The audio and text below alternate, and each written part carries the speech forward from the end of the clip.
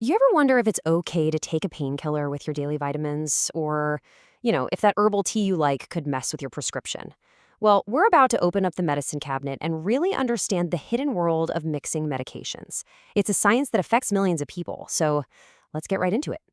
So, what really happens? It's a super important question, right? We trust our medicines to work together, like a well oiled team. But what happens when that team starts fighting itself? When one drug basically sabotages another? That, right there, is a drug interaction, and we're going to uncover the science behind it all. So, to be clear, what exactly is a drug interaction? It's actually pretty simple. It's when one thing, whether it's another drug, a supplement, or even something like grapefruit juice, changes how a medication is supposed to work in your body. And this change isn't always small. I mean, it can totally supercharge a drug or just shut it down completely. Figuring out how that happens is the first step to making sure it doesn't. Now, these interactions, they're not just random chaos happening inside you. Nope. They follow two very specific pathways in our bodies. You can think of them as two different highways where medicines can either cruise along smoothly or cause a major traffic jam. And here they are, pharmacokinetics and pharmacodynamics. Okay, I know, those sound like complicated sci-fi words, but the idea is actually super simple. Pharmacokinetics is all about what your body does to the drug, how it gets it, moves it around, and gets rid of it. Pharmacodynamics is the flip side. It's what the drug does to your body, the actual job it's supposed to do. So one is about the drug's level in your body, and the other is about its action. So let's start with pharmacokinetics. I want you to picture your body as this amazing, super efficient factory. When you take a medicine, it goes on a four-step assembly line. The factory has to get it in, send it where it needs to go, break it down, and then finally ship it out. A pharmacokinetic interaction is kind of like a wrench in the gears of that assembly line. It can mess up the whole operation. And there's a super easy way to remember this whole process. ADME. It stands for absorption, distribution, metabolism, and excretion. This is basically the entire life story of a drug inside your body from the moment you take it to the moment it leaves. All right, so let's walk through ADME. First up, absorption. That's just getting the drug into your bloodstream. Simple enough. If that's blocked, the medicine can't even start its job. Then you have distribution, which is like the body's courier service, delivering the drug to the right address. Metabolism, which happens mostly in the liver, is like the breakdown crew. And finally, excretion is the cleanup, getting the drug out of your system. You see, a glitch at any one of these stages can totally change the game for how a medicine works. Okay, enough with the theory. Let's see how this stuff actually plays out in the real world. We're going to look at some classic and sometimes pretty dangerous examples that really bring these ideas to life.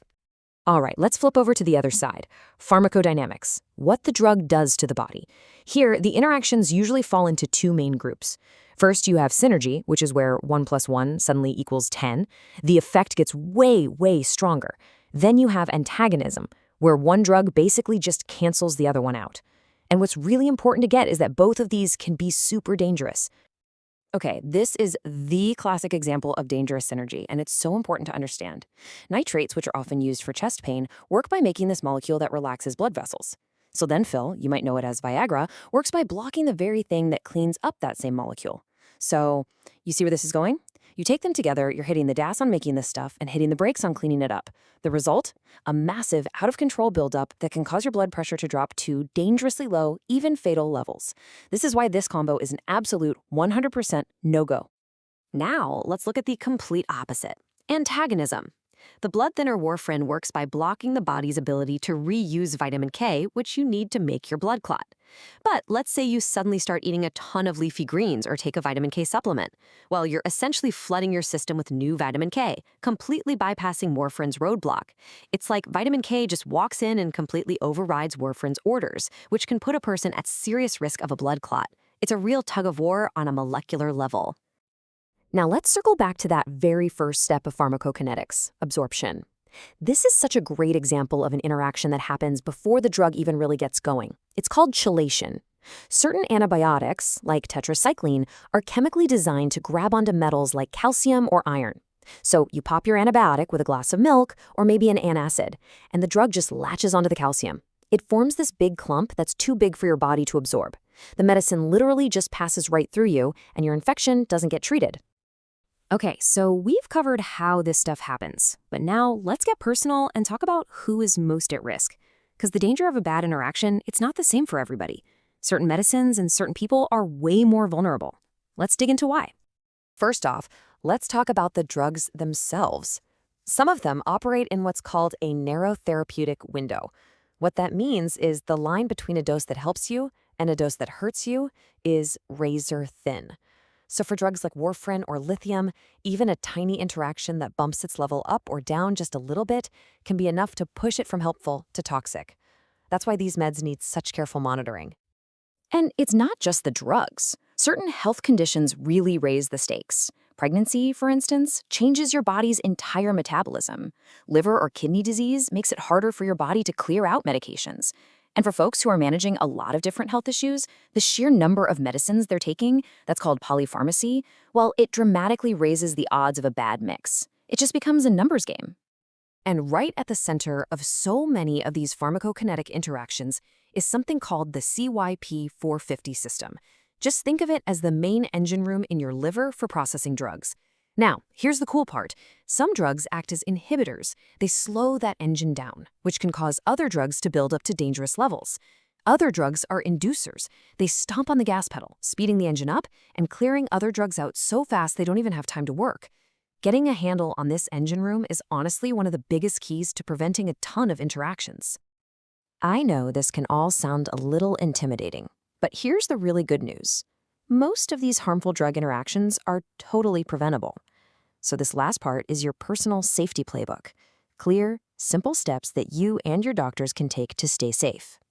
Your part in this is absolutely positively critical. Look, the number one most important thing you can do is keep a current list of everything you take, prescriptions, over-the-counter stuff, vitamins, herbs, all of it, and then share that list with every single doctor every time.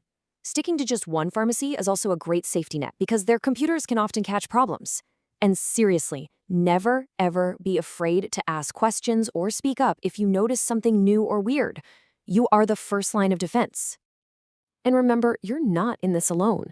Your healthcare team has a whole playbook for this too. It always starts with them carefully reviewing that list of yours. It's called medication reconciliation.